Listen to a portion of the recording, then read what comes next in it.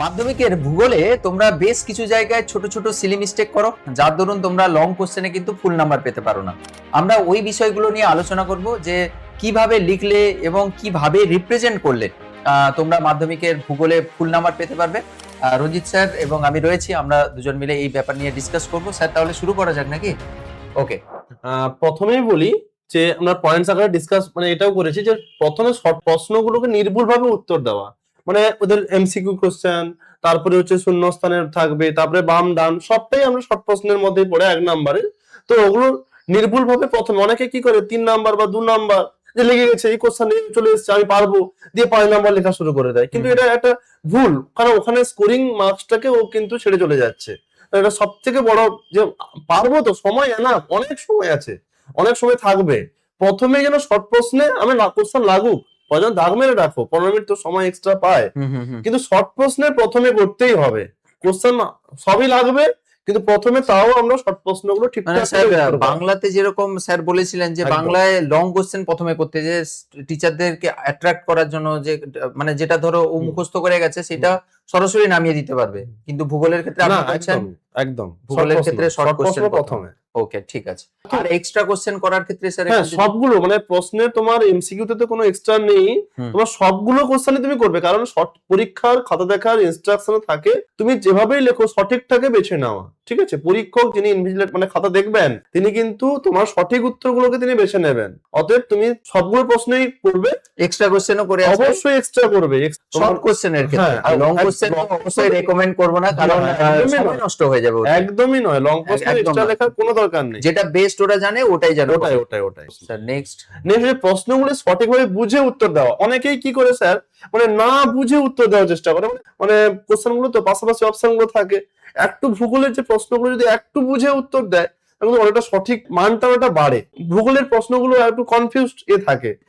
টিচাররা যখন question frame করে প্রথমে এরকম এমন একটা অপশন দেয় যেটা ওর ভুল হয়ে যেতে পারে, সেরকম একটা অপশন দেয়। একদম তো যেন টেম্পটেড না হয়, পড়ে যেন সঠিকভাবে উত্তর দেয়। 3 নম্বর পয়েন্টটা সঠিকভাবে ছবি আঁকা। অনেকে কি করে স্যার, ছবি আঁকতে তো সবাই পারে, কেউ পারে না, ছোটবেলা থেকে সবাই ছবি আঁকা শিখছে, ছবি প্র্যাকটিসও করেছে, ছবি সবাই পারে, কিন্তু সঠিকভাবে ছবি আঁকতে পারে না। কি করে? অনেকেই যেমন পেন্সিল বা ইরেজারটা বাড়ি থেকে নিয়েই আসে না। এটা তো জিওগ্রাফি একটা ছবি আঁকার সাবজেক্টের বিষয়। এবার অন্যান্য বিষয়ের মতো যেমন বাংলাতে তোমার পেন্সিলটা বা ইরেজারটা লাগবে না, কিন্তু এখানে অনেকেই নিয়ে আসে না, পাশাপাশি নিজেদের বন্ধুদের থেকে ম্যানেজ করার চেষ্টা করে। তখন ওই বন্ধুও লিখতে চায়, এই বন্ধু ব্যাপারটা ডিস্টার্ব ফিল হয় এবং সময় নষ্ট হয়, অ্যাপ্রোপ্রিয়েটও হয় না, সময় নষ্ট করে। ঠিক আছে, হয়তো পেন্সিলটা অন্য কেউ কারোর কাছ থেকে নিচ্ছে, স্কেলটা কারোর কাছ থেকে নিচ্ছে, এই জিনিসগুলো করা যাবে না। একদমই নিজে থেকে বাড়ি থেকে গুছিয়ে ছিলছে ওখানে বসে পরীক্ষার হলে বসে আগে থেকে সব রেডি করে নিয়ে তারপরে যুদ্ধে নামো, ঠিক আছে? ওই জন্য ওটাই বলার, এবং সঠিকভাবে ছবিটা আঁকবে। সঠিকভাবে ওরা কি কি ভুল করে, যেটা বলছি যে ওরা ছবিটা তো পারে, কিন্তু ছবিটার সৌন্দর্য কিভাবে বজায় রাখা হয় ছবিটা, এই ধরো ছবিটা আঁকা হয়েছে, দেখো তার আগে অবশ্যই বক্স করে দেওয়া হয়েছে। তুমি যে মাপের ছবি দেবে সেটা তুমি আগে ফ্রেম করে নেবে। অনেকে ছবি আঁকার পরে ফ্রেম করে, এটা ভুল। আগে বক্স করে নেবে, তারপরে তুমি ওর মধ্যে ছবি আঁকবে, দেখবে তোমার ছবিটা ঠিকঠাক মাপের মধ্যে আসবে। এই যে কোন ছবিটা আঁকলে তুমি, এটা কিন্তু চিত্র লিখে তারপরে সেই ছবিটা অনেক ছেলে করে না, কিন্তু এটা অনেকেই করে না। এবং অনেকে স্যার আরো একটা জিনিস, যে উদাহরণের শেষে উদাহরণটা দিয়ে সমস্ত দিয়ে লাস্টে ছবি আঁকে না, ছবিটাকে লেখার মধ্যে রাখতে হবে, দেখতে ভালো লাগবে, এটা যে রেলিভেন্ট লাগবে। জিওগ্রাফি হচ্ছে একটু সৌন্দর্যের বিষয়, এখানে যতটা উপস্থাপন করতে পারবে সবাই সব জানে।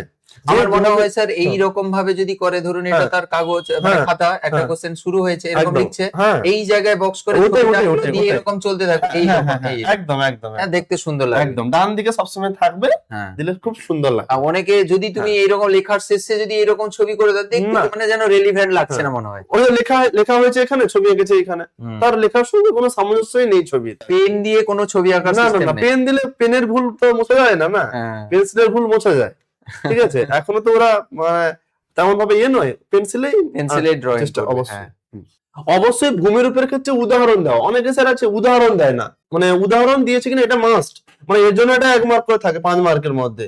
3টেতে থাকে, 3টাতে উৎপত্তি, উদাহরণ, ছবি তো আছে, উদাহরণটা মাস্ট দিতে হবে, যে 3টে ভূমিরূপে অন্ততপক্ষে উদাহরণটা তো মাস্ট। উদাহরণ না দিলে হবে না, কিন্তু নাম্বার কাটা যায়, নাম্বার কাটা যায়, কম লিখে আসবে, অনেক লিখে এসেছি আমি, কিন্তু আমার এক্সাম্পল নেই, মানে সেক্ষেত্রে নাম্বারে একটা কম। তারপরে হচ্ছে অর্থনীতি ভূগোলে উত্তর লেখা মানচিত্রের ব্যবহার, এটা 5-এ 5 পাওয়ার জন্য, বিশেষ করে ইকোনমিক মানে যে অর্থনীতি ভূগোলের পার্টে দুটো প্রশ্ন, ম্যাপ এঁকে, হ্যাঁ অনেক প্রশ্ন হতে পারে যে ম্যাপ কিভাবে, ম্যাপটা সুন্দর করে আঁকো বক্স করে, সেটাও বক্স করে, এবং মাঝখানে তোমার যেটা ধান উৎপাদক অঞ্চল, যেটা চা উৎপাদক অঞ্চলগুলো একটু চিহ্নিত করে পোর্শন ম্যাপও আঁকতে পারো, যে পোর্শনটাই হবে সেটাই করতে পারো, কোনো অসুবিধা নেই, সেভাবে করে আঁকার চেষ্টা করতে হবে। আর একদম শেষে স্যার মানচিত্র তো পাতলা তো ম্যাপ, ওটা ম্যাপটা কি করে একদম শেষে জুড়ে দেয়, বা অনেকে শেষে করে, একদম শেষে সময় কুলায় না। আর 10 মার্ক যেটা শর্ট প্রশ্নের মতো, মানে 10 পাওয়া যায়, 10 পাওয়া যায়, ওটা গুরুত্ব দেয় না, শেষে দিল, শেষে করবো, কিন্তু না, একটু আগে তাকে কাজটা শেষ করে নিয়ে তারপর তুমি লং প্রশ্নে মাঠে নামো, ঠিক আছে? যেটা বলছিলেন ওই যে ওই লাস্টে ওরা মনে হয় টাই করে না, মানচিত্রটা, ওটা তুমি একটা লুজ শিট নিয়ে ওই বাম দিকে লিখে নাও, তারপর ডান দিকে ম্যাপটাকে রাখো, দিয়ে তোমার দাগ নাম্বার অনুযায়ী তুমি সাজিয়ে নাও, দিলে কি ম্যাপটা ছিঁড়ে যাওয়ার ভয় থাকে না, শুধু দিয়ে বাঁধতে যায় তো। লাস্ট একটা লুজ পেজ, কোনো সাবজেক্টে তো নেই, একমাত্র জিওগ্রাফিতে ওই ম্যাপটা সময় ছিঁড়ে চলে যায়, কোনো কারণে গোছানোর ক্ষেত্রে সমস্যা হইতে পারে, না তো হয় না, তাও বলছি। আর অবশ্যই সেই ম্যাপে যেন নাম লিখে দেয়, কারণ কোনো কারণে যদি ছিঁড়ে যায়, সেটা অন্তত পক্ষে তোমার নাম থাকলে বা তোমার রোল নাম্বার থাকলে সেই ম্যাপে তোমার নাম রোল নাম্বারটা লিখে দেওয়া দরকার ম্যাপে, অবশ্যই ম্যাপের মধ্যে। আচ্ছা, মোটামুটি এই সকল বিষয়গুলো একটু মাথায় রাখবে। আমরা ছোট্ট একটা ভিডিওর মাধ্যমে তোমাদের একটু বলার চেষ্টা করলাম, এবং স্যার হাতের লেখাটাও তো, ওটা তো বলার অপেক্ষা রাখে না, তো হাতের লেখাটা পরিষ্কার পরিচ্ছন্ন রাখবে, তারপরে দুটো কালি ইউজ করবে, পয়েন্ট যখন দেবে যে কালিতে দেবে তার উল্টো কালিতে তুমি বডিটা লিখবে, যে যেটা মনে করতে পারো। কেউ যদি ব্ল্যাক পেনে লেখো তাহলে ব্লু পেনে পয়েন্টস দেওয়ার চেষ্টা করবে, আর ব্লুটা বেস্ট, সাদার উপর ব্লুটা না খুব সুন্দর লাগে, মানে আমার জানি না কার কিরকম লাগবে, ওই ব্লুটা লেখো এবং ব্ল্যাকে পয়েন্টস দাও, দিলে একটু ভালো লাগে, সুন্দর লাগে। হ্যাঁ হ্যাঁ, আর শর্ট কোশ্চেন করার ক্ষেত্রে একটু কেয়ারফুলি করবে, মনে হয় স্যার ওইখানেই নাম্বারটা কেটে যায়, একদমই একদম। এমসিকিউ তে যে 100 তে 100 পায় না, লং কোশ্চেন স্যার নাম্বার কাটা যায় না, জিওগ্রাফিতে এমন একটা ভাবে সুন্দর করে লিখে দিয়ে আসে, ছবি টবি থাকে তো নাম্বার কাটতে পারে না, ওই শর্ট প্রশ্নগুলো পাশাপাশি অপশন থাকে, শর্ট কোশ্চেনে তো কিচ্ছু করতে পারবে না, নাম্বার মানে ভুল মানে জিরো, ভুল মানে ভুল, কোনো জিরোই পাবে। ঠিক আছে, এগুলো একটু সিনসিয়ার থাকবে স্যার। তাহলে এখানেই আজকে ক্লাসটা, ভিডিওটা শেষ করছি। পরের আবার একটা কোনো গুরুত্বপূর্ণ ভিডিওতে তোমাদের সঙ্গে দেখা হবে, অবশ্যই বন্ধুদের সঙ্গে এই ভিডিওটা শেয়ার করে দেবে। থ্যাংক ইউ, সঙ্গে দেখা হবে, টাটা।